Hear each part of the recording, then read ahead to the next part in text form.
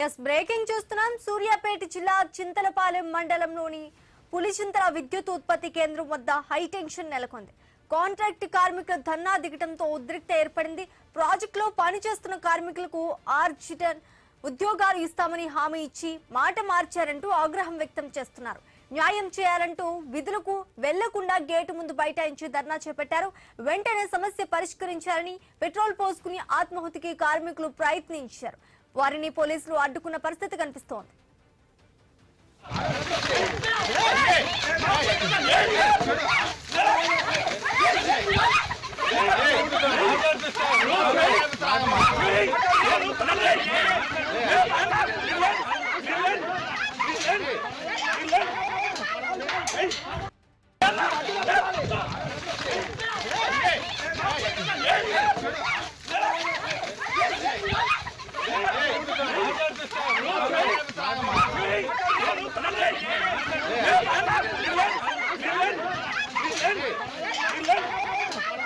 Phone call కొడితే ఏం చెప్తావు? మీకు పర్సనల్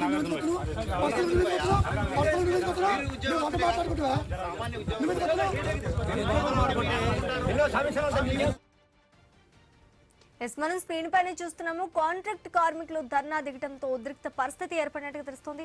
ప్రాజెక్టులో పనిచేస్తున్న కార్మికులకు ఆర్టిజన్ ఉద్యోగాలు ఇస్తామని హామీ ఇచ్చి మాట మార్చారంటూ ఆగ్రహం వ్యక్తం చేస్తున్నారు. ఇక ఇదే అంశానికి సంబంధించి పూర్తి డీటెయిల్స్ మా తెలంగాణ బ్యూరో చీఫ్ కిరణ్ అందిస్తారు.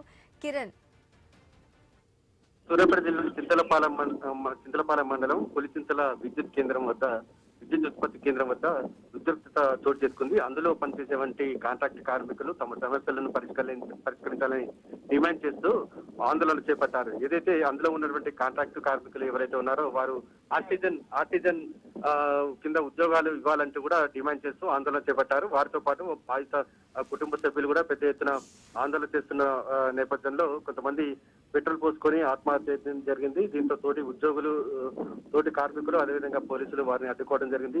ఏదైతే తమ సమస్యలు పరిష్కరించేంత వరకు కూడా తమ ఆందోళన ఉధృతం చేస్తామని కూడా ఇప్పటికే హెచ్చరికలు జారీ చేసినటువంటి నేపథ్యంలో అక్కడ భారీగా పోలీస్ బందోబస్తు అయితే ఏర్పాటు చేయడం జరిగింది. రెగ్యులర్ ఉద్యోగులు అదేవిధంగా అధికారులు ఎవరు కూడా విద్యుత్ ఉత్పత్తి కేంద్రం లోపలికి విధులకు వెళ్లకుండా కూడా ఇక్కడికక్కడ అడ్డుకుంటున్నటువంటి పరిస్థితులు అయితే ఉన్నాయని చెప్పొచ్చు.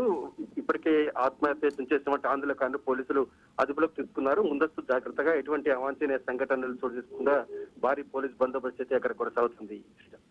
మరి ఇంత జరిగినా ఇప్పటికైనా యజమానులు ఉద్యోగాలు ఇచ్చే అవకాశం ఉందంటారా? మరి అంటే వాళ్ళు ధర్నా చేయడమే కాకుండా పెట్రోల్ కూడా పోసుకునే స్టేజ్ వరకు వెళ్తుంది కదా, అది మరి ఇప్పటికైనా దిగొచ్చి ఉద్యోగాలు ఇచ్చే అవకాశం ఉందంటారా?